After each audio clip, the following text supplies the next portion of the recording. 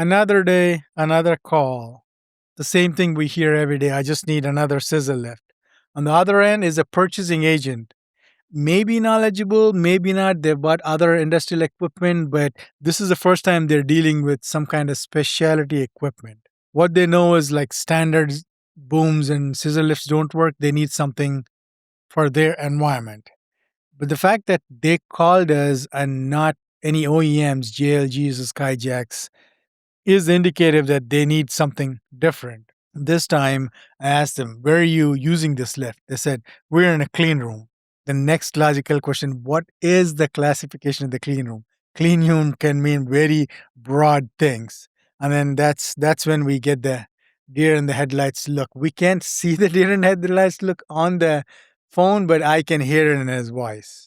For our listeners, in the last episode, we talk about the hazardous environments where you keep the spark within, make sure our lift is not the source of ignition. In this episode, we're going to talk about how our lift is not going to be the source of the contamination.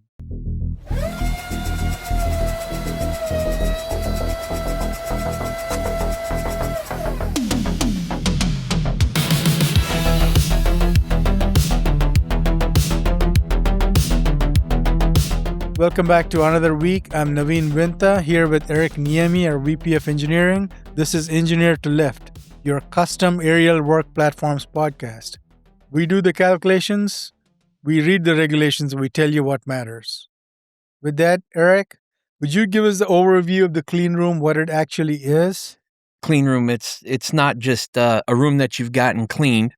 It's one where a space is airborne particle concentration based on size in particles per cubic meter of volume of air. So that is limited and classified by the ISO standard ISO 14644-1. It's a measured certified number that you hold and prove based on the customer's processing. I always thought that parts per million is what they generally use. No, Maybe that is not. Yeah. It's more important of what size of particles per that volume of air. Okay. You can have 0.1 micron, which is really, really small, I see. up to 5 micron, which can be a boulder. I mean, depending on the processing, it could be really big. Okay. From doing the research for this episode, I learned that ppm is air quality versus clean room measurements. Clean room is always particles per cubic meter, right? Per cubic meter, that is correct. Yep. The overall volume of the room. Okay. We're trying to mitigate contamination. In other words, remove as much particulate in the air as possible based on size. So it comes down to filtration. What are the emissions of the parts in the room, the machines in the room? What are they putting out into the air while they're operating, and as well as while they're they're sitting still? So ISO 9, 8, that's how it goes, right? Right. ISO 9, that's probably a really clean kitchen or a really clean room. That But commercial kitchens are not not even close. Not even close. We're talking cosmetics manufacturing, medical equipment manufacturing, that kind of environment. We recently sent something to, who's that? Revlon? No, L'Oreal. Yep, yeah, that is they're correct. In New Jersey, right? Yeah, and it was all about contamination of their process. A contaminant in their product could mean an allergic reaction, and that can be really important to mitigate down to you want to eliminate it as much as possible. I mean, those cosmetics are literally their bread and butter, and people literally put them on their face. On their face, on their arms, everywhere. Okay. So there is a ladder of the types of clean rooms. You've got ISO class 5 through 9 is the typical. 1 through 4 are determined as smaller sizes. The counts are so low that they're not meaningful. There might be some kind of enclosure within a lab, clean lab. Right. But there might be some kind of enclosure that they do something in. I see. That is correct. Okay. So typically we deal with ISO 9 and 8. Those are your standard clean room environments. Down below that, you get into specialized processing for electronics assembly, down to microelectronic manufacturing. You've got a lot of 5 micron, ISO 7, ISO 8, ISO 9. There's a typical count in those areas. I see. Down below that, down to ISO 6 and below, that's where you have to start mitigating that count. Looks like these are the recent standards. Is there used to be previous standards? ISO has been kind of the leader in cleanroom environments, for sure. Okay. That's more of a worldwide acceptance. Before that, they were getting it as clean as they could and processing. But based on history, that wasn't the electronics and the cosmetics weren't as stringently regulated as they are today. So where does each class live? I guess I'm looking at 1 to 3 might be like leading edge semiconductors, TSMC, the top of the top Blackwell chips, NVIDIA. 4, 5 is a semiconductor fab, and then 6, 7 is spacecraft. Generally, that's where we operate, correct? That is where we operate for the most part. That is correct. Okay. So we can cut to a previous clip of the original T100CR. Is that? Yeah, T100CR, which we developed for spacecraft manufacturing, typically at Cape Canaveral or Houston or other areas where they're launching satellites. Visit fox6now.com. An engineering company in Cudahy has become an important supplier for the aerospace industry. They make machines that help to build satellites. Only on Fox 6, Gus Gnorski explains the company took on a challenge that no one else wanted. MLE deals with all kinds of lifting machines. But no one else builds lifts like this one. It's big, strong, and clean enough to work in a clean room at Cape Canaveral. Man and Material Lift Engineering is less than 10 years old. Been very successful. This is our business has grown. We started in 2000 with basically 3 people. They're up to 35 employees. And this week, engineers from the Cape are in Cudahy to check over the machine that will handle their satellites. It's a phenomenal machine. This is the second T100 that's been built for the Cape Canaveral Air Force area. The machines provide lifting power while satellites are being assembled.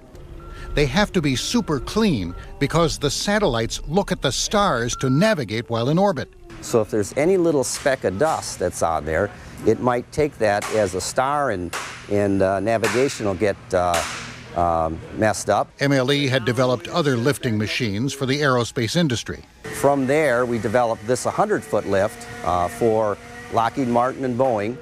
And in the early days, there was a lot of specifications, and they needed to have things in a particular way.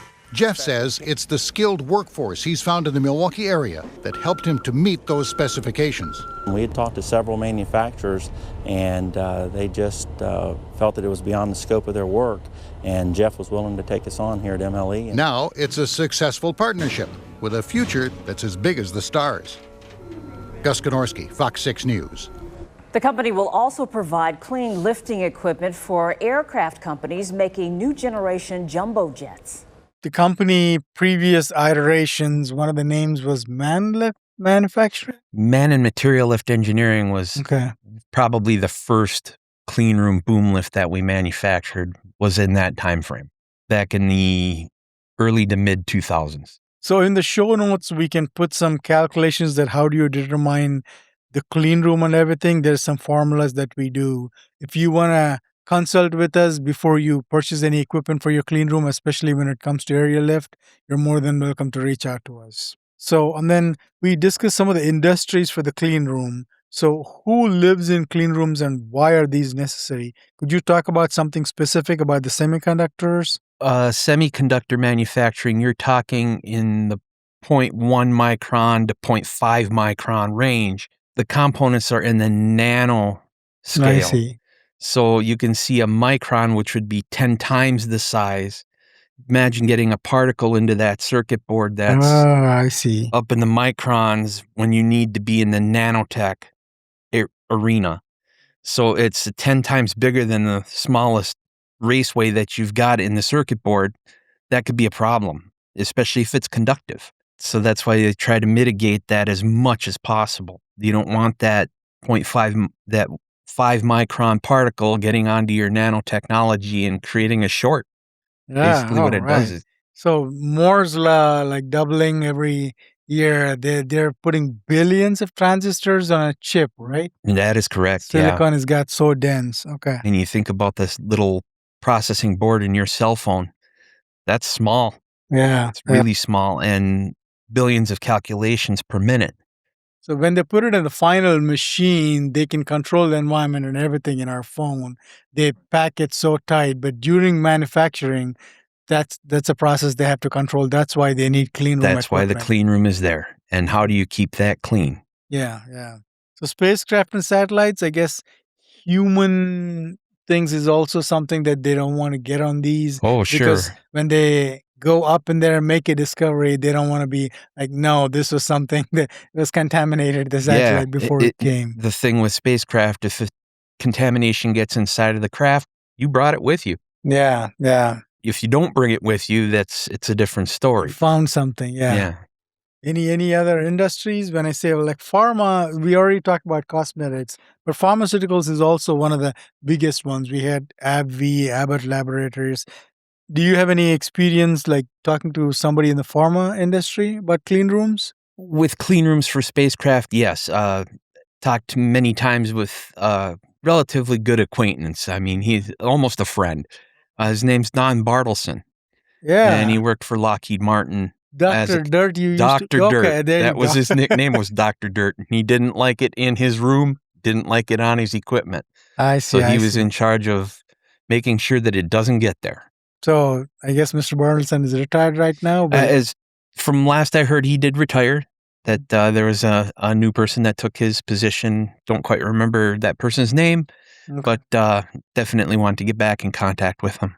Yeah, I think recently Lockheed Martin reached out to us for refurbishing some of their clean room equipment. I think Tim is going to Cape Canaveral. Yeah, and their equipment manager would be Robert Canoodla. Yeah, you're And right. he's That name got rings a control of all of those lifts down there, and they're starting to show their age. They've been around a while, approximately 15 years. So they're looking at a refurb and making them more stable, better safety, and while maintaining their clean room status. So that's where we come into the equation, and we can refurb them, clean them up, make sure that all of the components are up to spec, and get them back into service as quickly as possible.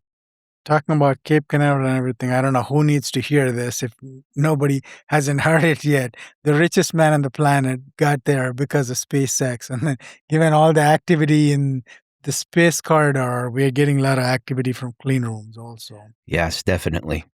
So, all these clean rooms have to be, is implied in the name. It can't be any more obvious. They have to be cleaned in between shifts. Then, what kind of chemicals they use will also matter, right? Oh, sure. You're trying to eliminate not just dust in the air, but you're trying to eliminate biocontaminants as well, bacteria, viruses, all that other stuff that you don't want in your processing. Carbon, yeah. So it's important to maintain the cleanliness of the room as well. We're using ladders and scaffold and such. Well, how are you maintaining that? How are you keeping it clean? Is it washed down? Are you wiping? What are you using to clean it with? That some materials can't handle the antibiochemical that Harsh you're using to chemicals, clean yeah. them. So that becomes part of the equation. And before in the next section, we can jump into what are the processes we do to the machine to make it clean room compliant.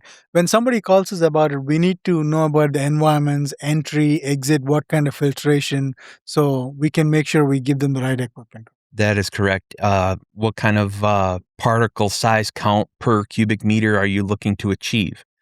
Then we have to look at the equipment. What kind of off-gassing? What kind of chemicals are we using? What kind of paint? What is the metal? How is it protected from corrosion? And all of the filtration that we would have to put into the systems on the machine so that we mitigate that contaminant from getting in the room. So T100CR clean room machine might be, is that a custom built from the ground up? That is custom built from the ground up because of all of the possible iterations of paint, I see. materials. So we have to control all of that in-house to make sure that we're not introducing something that could off-gas or create particulates as it's operating. But sometimes, how do we make the distinction? Should we start from the scratch building a machine, or we take an existing JLG and then make it clean room compliant? So, what are the trade offs there? The trade-offs are what materials is the lift constructed with? What is the paint? Are there greases, oils?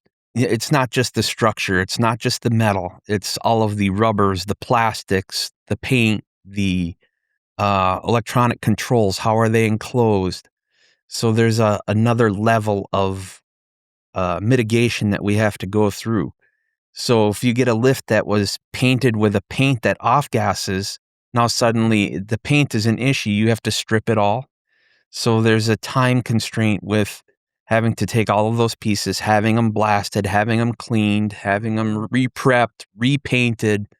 That could be a huge cost differential between that and, okay, we know what metal we started with. Okay. We know what paint we're using. We control each and everything. Every Okay. last item needs to be controlled. Okay, that's how we achieve. Right down to the plastic bushings. Sometimes we don't know what kind of paint the OEM use. We're just guessing, then that Right. might be the difference. That is correct. And then what process did they use to paint it? Did they get contaminants when they were painting from some other process happening in the same facility? So that's what level we have to control it to. So some of the motors that we use, we put bands because of some of the shavings escape, and then that can be a contaminant. Right, Obviously, all of these, to the naked eye, it looks like a clean machine, but Yeah, it's confusing at times. Brush DC motor puts particulates. And because of the armature rotating across the bushing, creating friction, the creating RPMs it runs particulate. at, Yep. yeah. And based on the operating range of the motor, what's the particulate off count going to be? Unknown.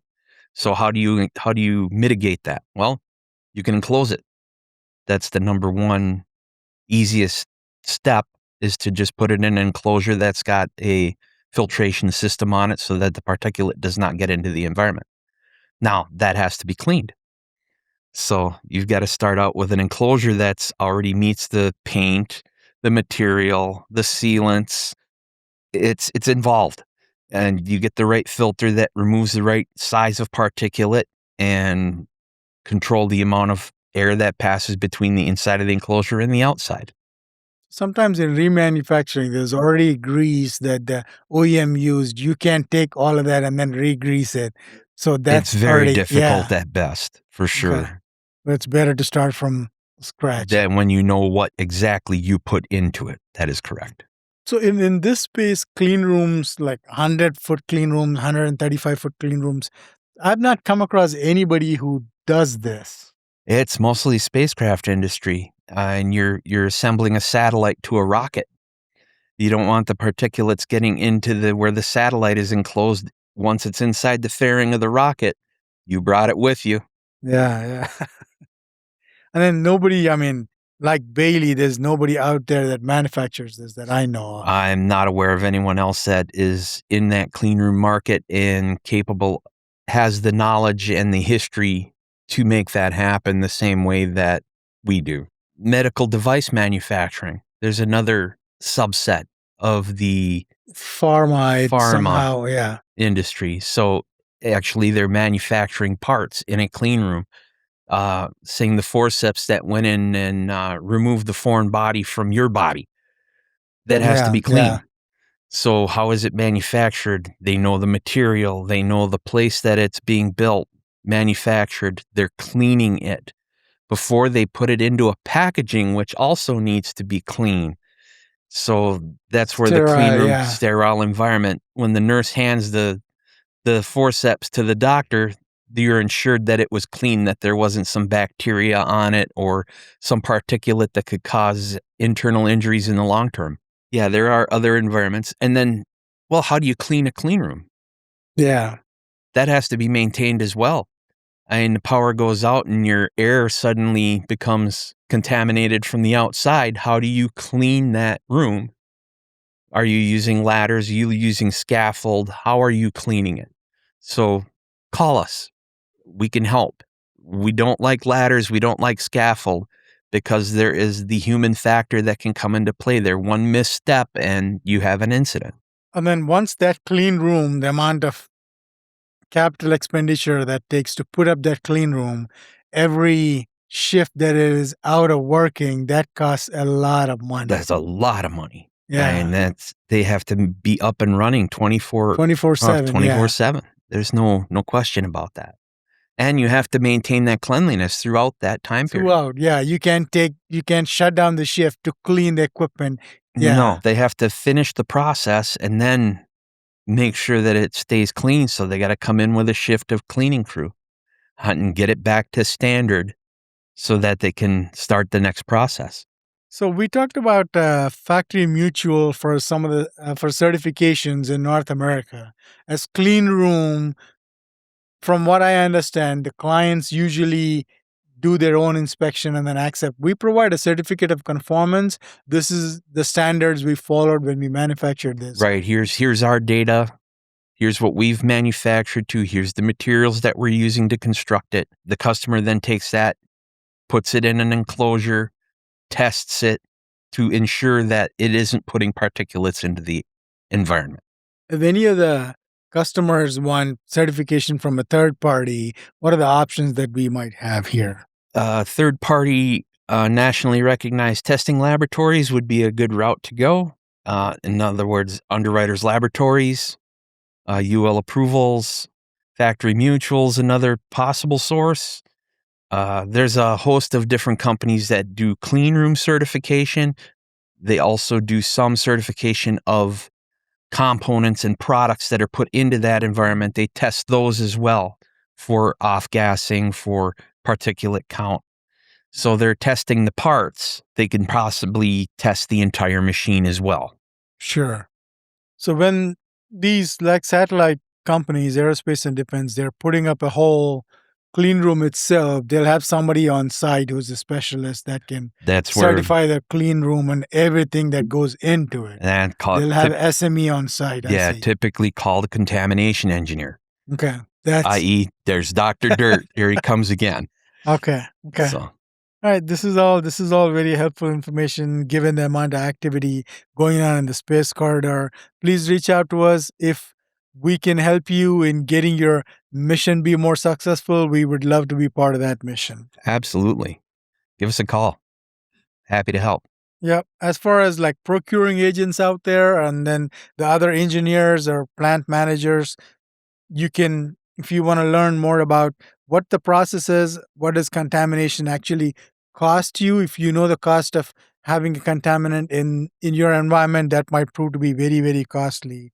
And then we want to know what chemistry that cleans the room, meaning what you use to clean those machines. What's the footprint, the doors, aisles, floor loading, air balance. We take all of that into consideration to give you an equipment that works exactly to support your mission. Yeah, we don't want to violate the space of your machinery and cause an incident where somebody's run the lift into a space where it wasn't suited for. Okay. We want to avoid that. This is all helpful information. Thank you, Eric. To recap, we have the same scissor lift that can operate in a hazardous environment. That's when you keep it from being the source of ignition. When it comes to a clean room, we can have the same scissor lift not emit particulate into your environment so as to contaminate your clean room. So what is some of the other things? I know we changed the grease and then we put bands around these motors. Are batteries a concern in these environments? Yeah, power source can be a huge contributor to particulates in the air in the form of off-gassed vapors. Oh, I see. And so you have to also control that. So you have to have a watering system to maintain the batteries. You also have to control when they're off-gassing when they are being discharged. So you're drawing off the power. Well, there's a chemical reaction inside of the battery to provide that power. How are you controlling that off-gassing? So you have to have a ventilation system on the batteries. And just a standard automotive battery just isn't going to cut it. Cut it, yeah. I guess there's a lot that goes into it. So if you're once you get the clean room lift, it's not okay to get a clean room lift. The ongoing maintenance and then everything that you use inside it. The maintenance is important. You have to change the filters on the enclosure and periodic maintenance. You have to ensure that the battery still maintains the level of power. Do you have the right amount of water in it? Is there a ventilation system on the battery? You have to maintain that. It has to be clean. How are you controlling the gassing? Okay. It's not just about the power source. It's not just the motor, but how are you getting the power to the motor? Gas or diesel or LP engine isn't going to cut it. Your exhaust has all kinds of particulates in it. Sure. That's why battery power is the preferred source. So what changes here between the hazardous location and the clean room is just the environment. The environment dictates what type of equipment and then what do we do to the machine to make it is compliant with the environment. Right. What components, what materials are we using? Is there friction? Are we going to generate particulates? What kind of particulates are they? And we mitigate that. The manufacturing process can look similar but could be very different based on your environment. That's why we are engineered to order. We take every requirement that you have into consideration before coming up with a solution. We work with your engineering team, your safety personnel to make sure we're meeting all the requirements before we turn this into our floor to go through the manufacturing. Yeah, if you're not sure, contact us. We'll help you work through it.